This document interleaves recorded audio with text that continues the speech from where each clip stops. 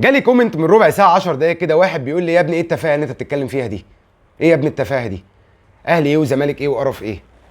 يا ابني ركز في القضيه وبتاع، وفي ناس بتموت وبتاع. والله العظيم قال لي كده.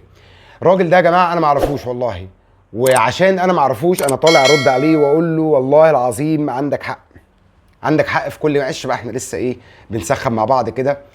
بقول له والله العظيم انت عندك حق، عندك حق في كل اللي انت بتقوله، انت عندك حق. بس لا نملك الا الدعاء لاخواتنا، ربنا يا رب ينصرهم، اللهم انصرهم اللهم انصرهم اللهم انصرهم. وللاسف احنا لا نملك الا الدعاء، والله بدعي لهم ومش من سنه، بدعي لهم من كتير جدا جدا جدا. فاللي حضرتك قلته في الكومنت انا ما اعرفكش والله، حتى مش فاكر اسم حضرتك يعني. انا يشرفني اللي اعرفك طبعا، بس اللي حضرتك قلته في الكومنت صح 100%، وعند حضرتك حق. بس لا نملك الا الدعاء، وان شاء الله ربنا ينصرهم يا رب، اللهم امين. خش في موضوع الحلقه بسرعه، موضوع الفيديو بسرعه.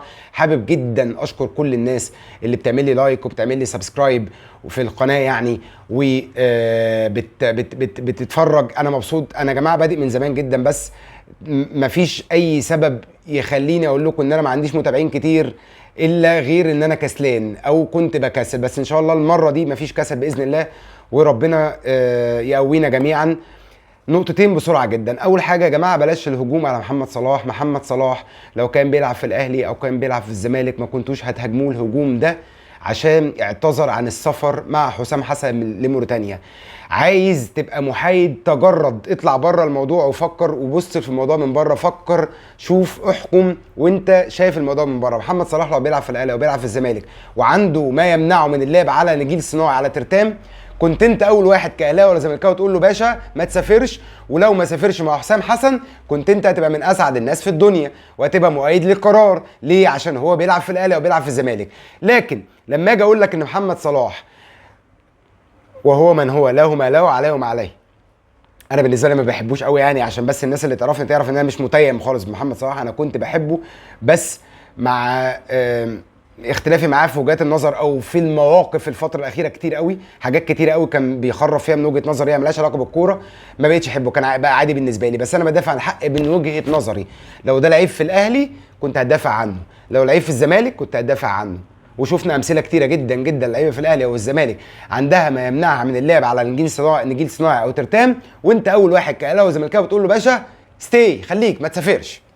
فلو سمحتوا بلاش الكيل بميكالين. للمره الثانيه، انا والله مش من عشاق محمد صلاح، لعيب جامد جدا، طموح عالي جدا، امكانياته كويسه، طور منها، بس انا مش من عشاقه يعني، مش ابو تريكه يعني. محمد صلاح مش ابو تريكه خالص بالنسبه لي، خالص خالص، ولا لو قعد 100 سنه ابو تريكه في حته ثانيه تماما ليا ولكل الاهلاويه تقريبا.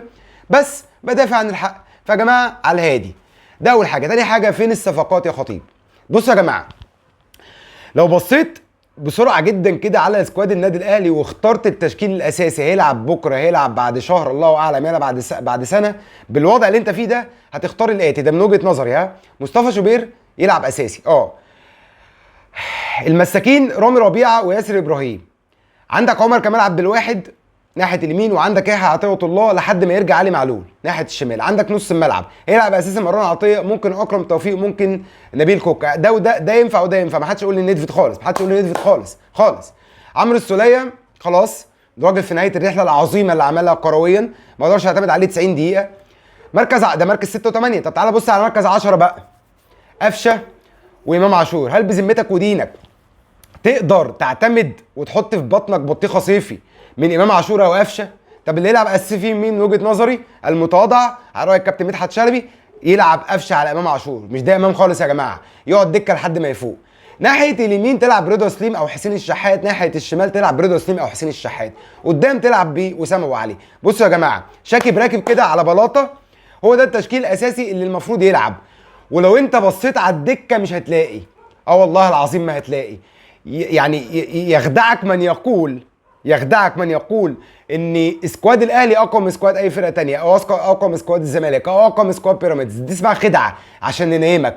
كابتن الخطيب فين الصفقات يا جماعه؟ بعد نص الملعب ما جبناش بني ادم يا جماعه. مش هينفع نعتمد على محمود كهربا يا جماعه، صوتنا بيروح يا جماعه. مش هينفع نعتمد على بيرسي تاو، اداك ماتش مش هيديك بقيه الموسم يا جماعه. ما عندكش بديل لحسين الشحات، ما عندكش بديل لرضا سليم، ما عندكش بديل لاسامه ابو علي. مش كده، الله اكبر الله اعظم. لو ما جبناش لعيبه بعد نص الملعب في خلال الفتره الجايه دي، احنا داخلين على موسم منيل ب 60 نيله فوق دماغنا كاهلاويه يعني.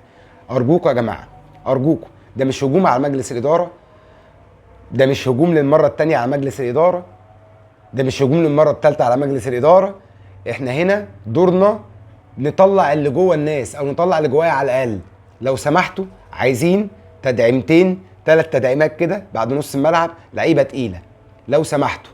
اللي عندنا ده مش هيعمل لنا اي فرق هجوميا خالص. ممكن دفاعيا اقول لك ماشي مش محتاج، ممكن مساكين اقول لك تمام، ممكن باكات اقول لك شغال، ممكن في الدايره اقول لك حلو قوي مع كامل تحفظي يعني، ان انت سبت ندفد مثلا على سبيل المثال، سبت يقعد ليه مش عارف، بس تمام. بس هجوميا انت ابيض يابا، ابيض ابيض، مش هتعرف توصل اصلا، مش هتعرف توصل اصلا. وماتش الزمالك اللي فات خير دليل. الا قد بلغت اللهم فاشل. سلام عليكم.